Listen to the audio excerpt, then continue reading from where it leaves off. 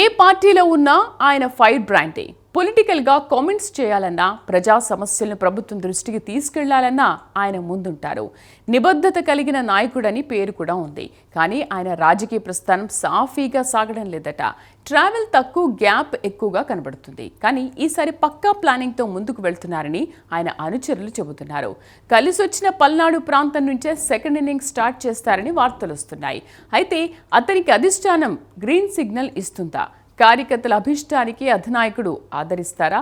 ఇన్ఛార్జిగా అవకాశం ఇచ్చి గౌరవిస్తారా? ఇంతకీ ఆ నాయకుడు ఎవరు? ఆయన రాజకీయ రంగులు ఎలా ఉన్నాయి?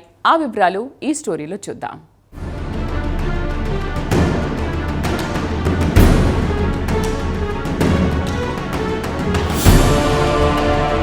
ఒకసారి ఎంపీగా, మరోసారి ఎమ్మెల్యేగా గెలిచారు మోదుగుల వేణుగోపాల్ రెడ్డి. అయితే ఆ తర్వాత ఆయన రాజకీయ ప్రస్థానం అంతా ఒడిదుడుకులే. 2009లో పీఆర్పీ ద్వారా రాజకీయ అరంగేట్రం చేసిన ఆయన కొద్ది కాలానికే టీడీపీలో చేరారు. చేరిన వెంటనే నర్సరావుపేట పార్లమెంటు స్థానంలో పోటీ చేసిన మోదుగుల విజయం సాధించారు. రాష్ట్ర విభజన సమయంలో పార్లమెంట్లో పోరాడిన నేతగా పేరుగాంచారు. ఆ తర్వాత ఎన్నికల్లో టీడీపీ అధిష్టానం ఆయన్ను గుంటూరు పశ్చిమ నియోజకవర్గం నుండి బరిలోకి దించి విజయం సాధించింది. అయితే అనంతరం జరిగిన పరిణామాల్లో ఆయన తన సొంత భావ అయోధ్య రామిరెడ్డితో కలిసి వైసీపీలో చేరిపోయారు.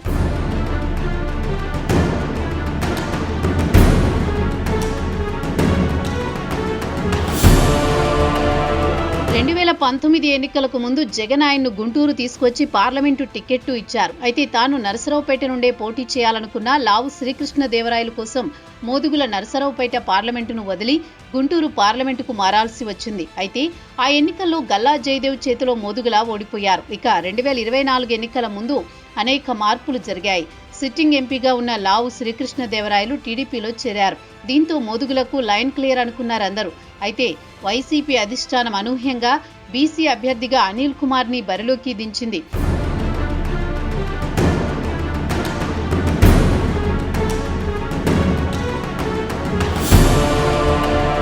ఇటు గుంటూరు పార్లమెంటు స్థానాన్ని కాపులకి కేటాయించి కిలారి రోసయ్యను పోటీ చేయించారు.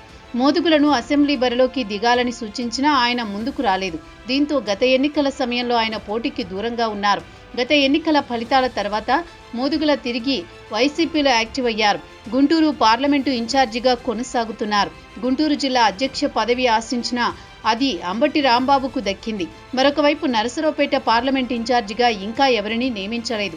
ఈ నేపథ్యంలోనే మరోసారి నరసరావుపేట పార్లమెంటు నుండి మోదుగుల బరిలోకి దిగేందుకు సిద్ధమైనట్లు వైసీపీలో ప్రచారం జరుగుతోంది.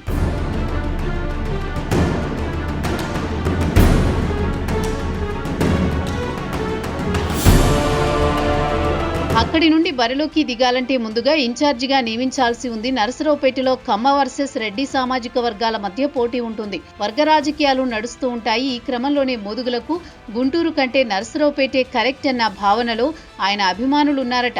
దీంతో తిరిగి పేట బరిలో దిగితే విజయం ఖాయమనుకుంటున్నారట. మరి అధిష్టానం ఆ దిశగా ఆలోచిస్తుందా? మోదుగులను తిరిగి నరసరావుపేట పంపుతుందా అన్న అంశాలపై ఇప్పుడు వైసీపీలో చర్చ నడుస్తోంది. మోదుగులను ఇన్ఛార్జిగా నియమిస్తే పల్నాడు జిల్లాలోనూ పార్టీకి ఊపొస్తుందని అందరూ అంటున్నారట. ఇది మరి జగన్మోహన్ రెడ్డి ఏ నిర్ణయం తీసుకుంటారు అని అందరూ ఆసక్తిగా ఎదురు చూస్తున్నారు. ఏది ఏమైనా పార్లమెంట్ ఇన్ఛార్జిగా త్వరగా నియమించాలని కార్యకర్తలు కోరుకుంటున్నారు. మరి అధ్యక్షుల వారి మనసులో ఏముంది?